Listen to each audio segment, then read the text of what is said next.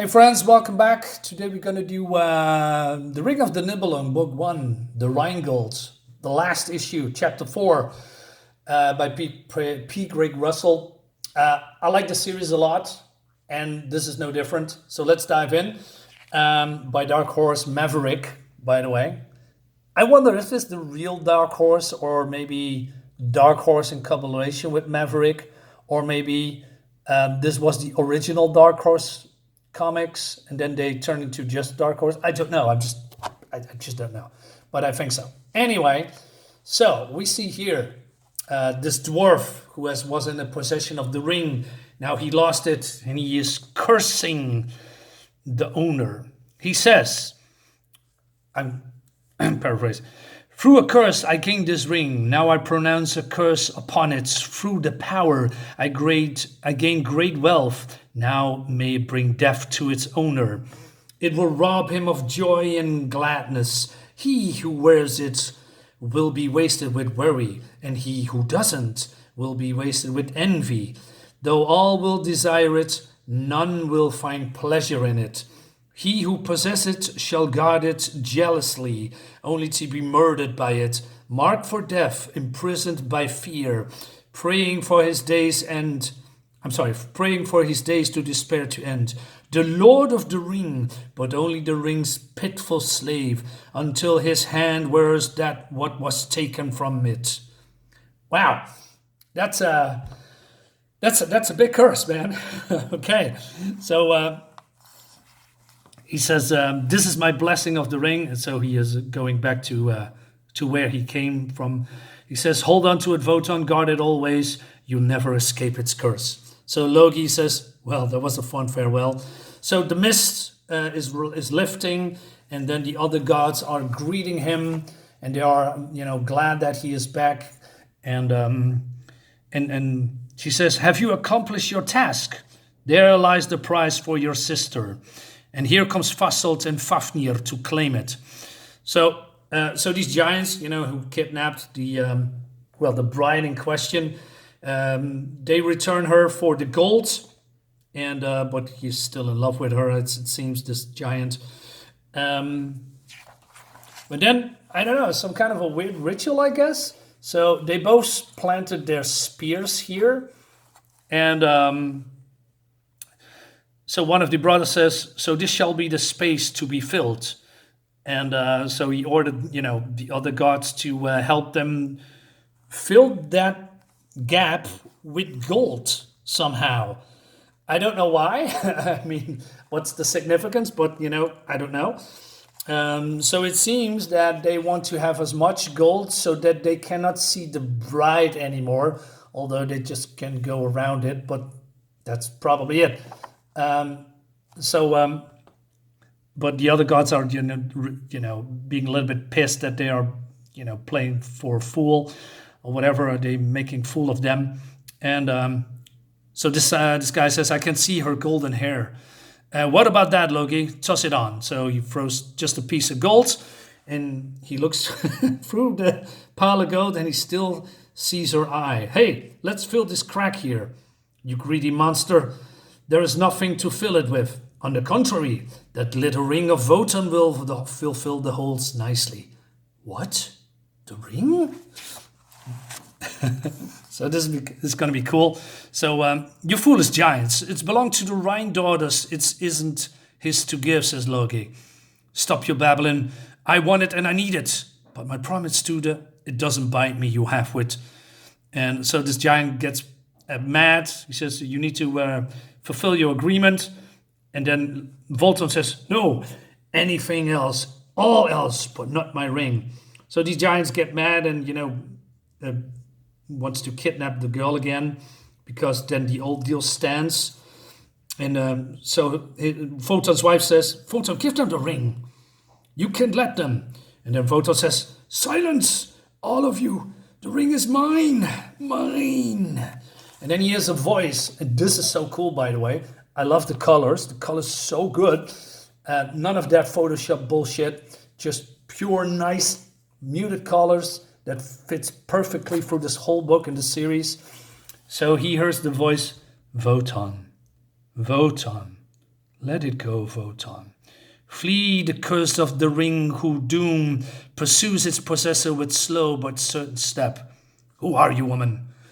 I am she that knows all that has been, all that is, all that must be, the eternal Urvala, Erda, the eldest, the primeval one. And the design, so simple but so cool because of the drawings of P. Craig Russell. It looks so epic. She says, from my womb before time began, I bore the Norns' free daughters who spin the web of fate for all men and gods. I come to tell the gravest of danger. Listen.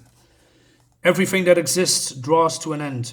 The pale twilight is now upon the gods. This is my counsel to you. Relinquish the ring. Look at this. This face looks so epic. But Votan seems a little bit entranced. She says, Nibel, strange and noble, do your words seem? Stay and tell me more. I've warned you, Votan, and that is enough. Reflect in fear and anguish. So the creature goes away and he says, no, stay, advise me in my dread. I must know more. And his wife says, Votan, are you mad? Do not touch the Vala. Votan, do you not hear me? And she says, and then he looks at the ring and then relinquish it. He says, come back to us, sister. Give us back our youth. And you, insatiable brothers, here is your cursed ring. I didn't see that coming, by the way. I thought Votan would be mad with the ring and, doing all this creepy and weird stuff or evil stuff. But he does now the right thing. So the brothers got what they wanted. He's crying for the loss of his would-be bride. And so they are putting, all these gold in a bag. But I believe this is the oldest. Says, hey, says the youngest, you pig, leave some for me. We share it evenly. Ha! And I suppose you would have shared the girl with me, you love-mad mongrel. No, I deserve the bigger half. So basically they are arguing now who gets the gold.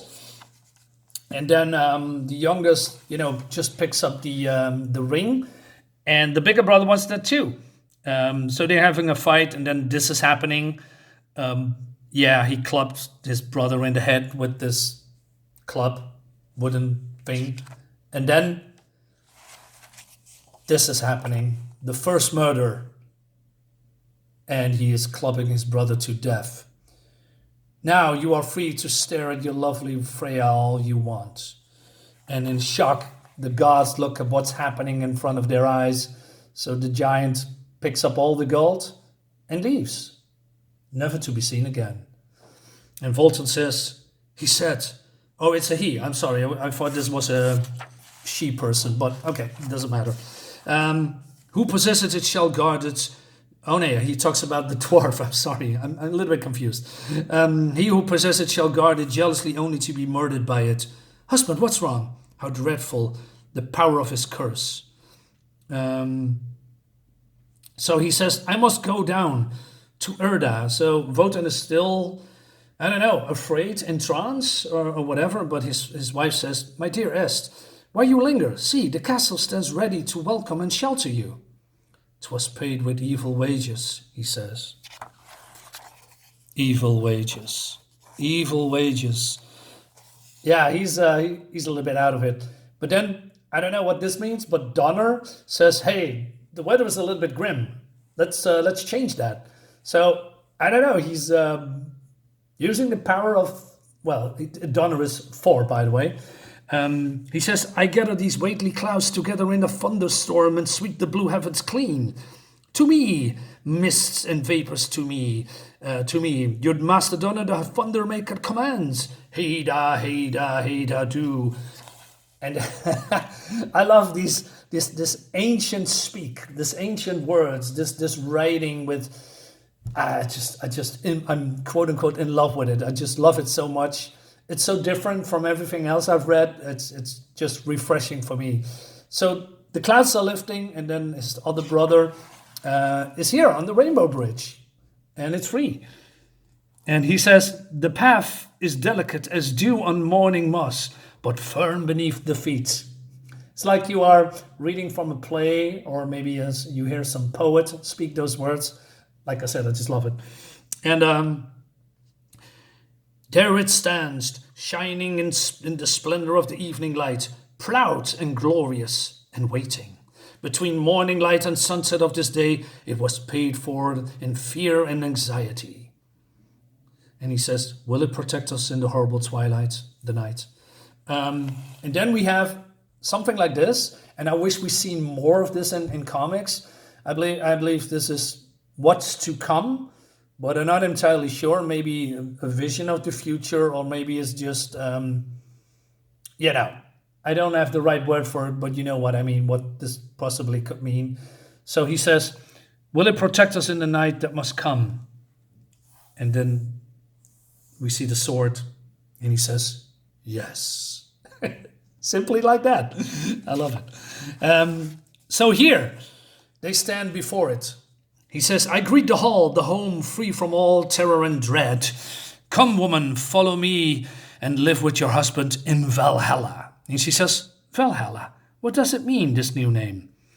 That which my courage conquering fear brought triumphant into this world. So basically, they go into Valhalla. Logi is following them eventually, and then he hears the sound of these sea mermaids. You know, they are still wants the gold back. And so Votan says, hey, Logi, do something about that. So he goes down and he says, stop whining and listen rather to Votan's wish. The gods know that your dear Vo has been, quote unquote, taken from below, and that you no longer play in its golden light. But guess what? You'll be happy to know that from now on you may bask in the reflected glory of the gods. Satisfied? And then, but they're still crying and, you know, begging for the gold to return. And they are, you know, say this unlustly, the false, the mean. They continue with their cryings and wailings. And that's the end of this chapter. And we leave everybody with this beautiful looking, you know, sunrise or sunset or whatever, with the rainbow and Valhalla and this beautiful looking art in colors. Yeah, fantastic. I really love this. But it's not over yet, guys and girls. So if you want to know what this means, you can pause the video. Because this is coming from a play or something that you can, you know, read here a little bit. Because of, I believe, Wagner's score, but yeah, I believe Wagner is doing this whole, you know, thing. I cannot explain it very well because I'm not really familiar with plays and, you know, people who do that and compose that. Anyway, I've read it. I still have no clue what's going on. But and then we have gorgeous art, of course, from P. Greg Russell. I mean, come on. How can you not love this? This is, modern artists can learn a lot from this. I'm not even joking. This is so cool looking. And then we continue next time in The Ring of the Nibelung, The Valkyrie, Book 2, that I also have. There's also 4 issues. Probably doing it next year, so stay tuned for that. Guys, let me know what you think about the comic. Leave a like, subscribe to my channel, and yeah, see you next time. Bye-bye.